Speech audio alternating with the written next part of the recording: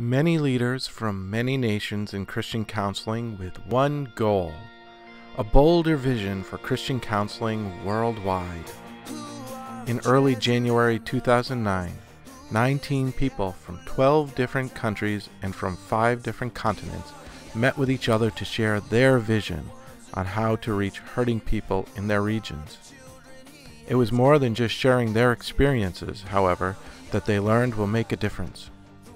After meeting many of the poor and hurting families being helped by Armonia Ministries, who hosted this first-of-its-kind meeting, they realized that it is in their relationships that there is power as members of the body of Christ. It is through building a network of organized and committed servants that a world of change is possible. And it is through breaking down the barriers of culture to see that there are different needs to be met in unique ways that real pain will be met by true healing.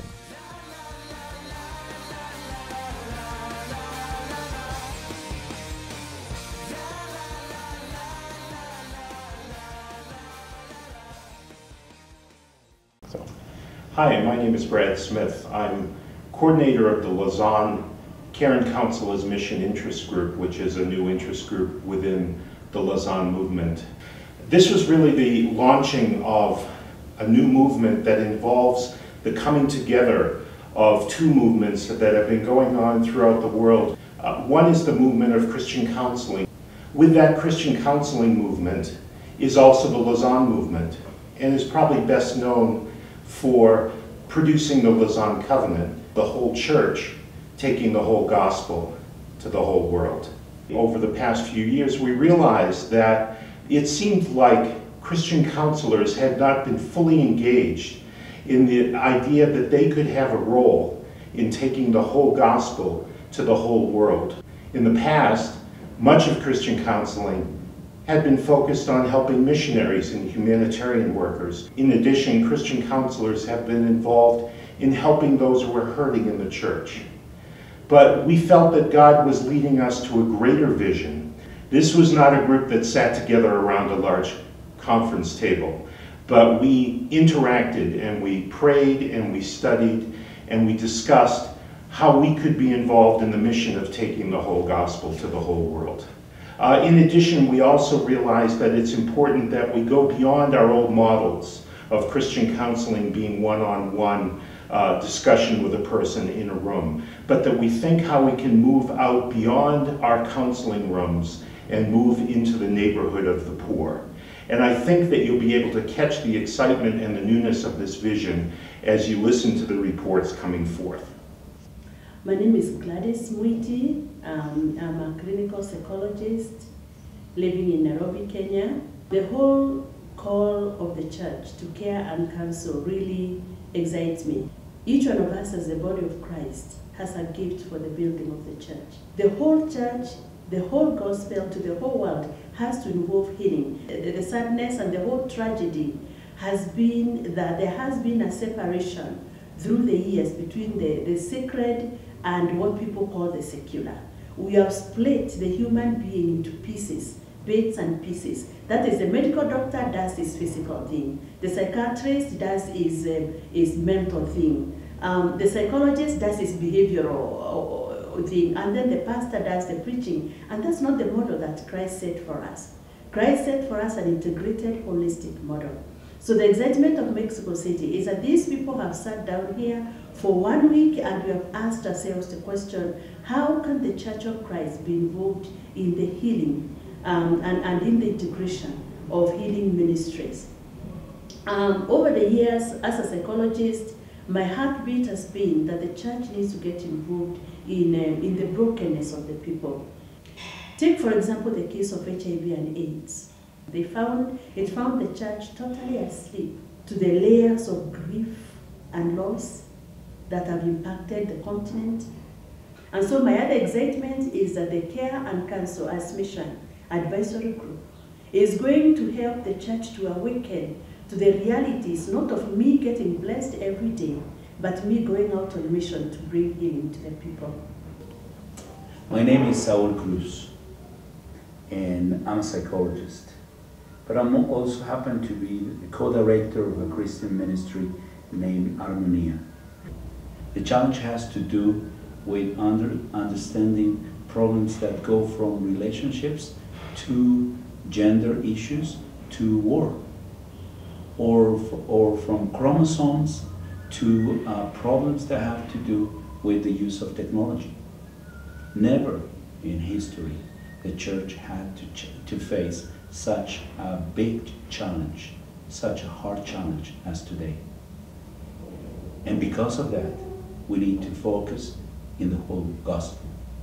We need to understand that in the gospel we have the answer for all these questions, but it needs to be the whole gospel.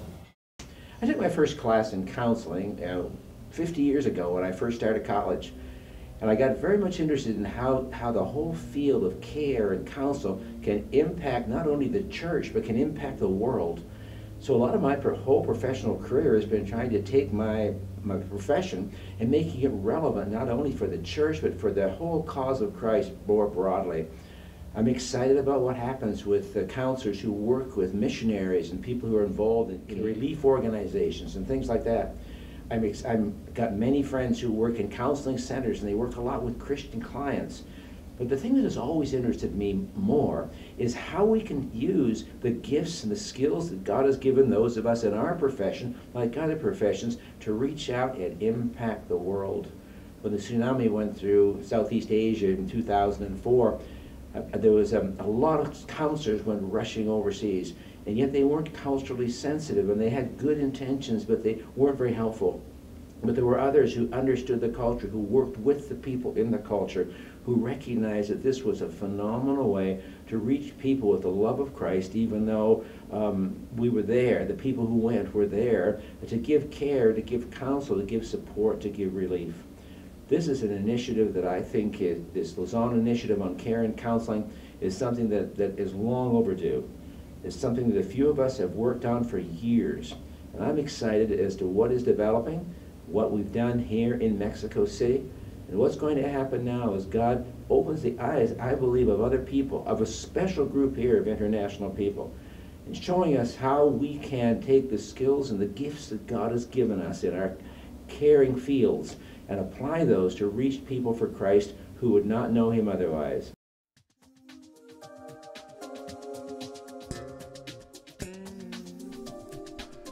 As the Mexico City group reviewed the exciting dreams and plans that unfolded over their 3 days together, some important questions came up. How can this vision, this new paradigm, have a sustainable impact for what God is doing in the world? How can we share the care and counsel as mission concept with Christian leaders, practitioners, educators, and lay people? And most important of all, how can they see it in action, experience it, be immersed in it, and not simply learn about it in a classroom? The answer was, create an international institute, the International Institute of Care and Counsel as Mission. Our dream is that by 2012, this dream will become a reality. Picture it.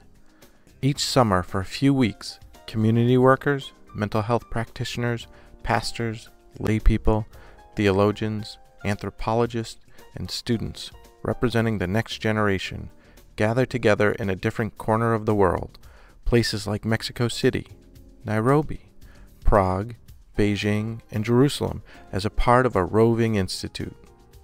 Hosted at venues like Harmonia, the Institute will be a stimulating and powerful blend of hands-on experience and deep reflecting and study among a community of participants. Through the Institute, this new paradigm of transformation will impact the world of Christian mission for generations to come.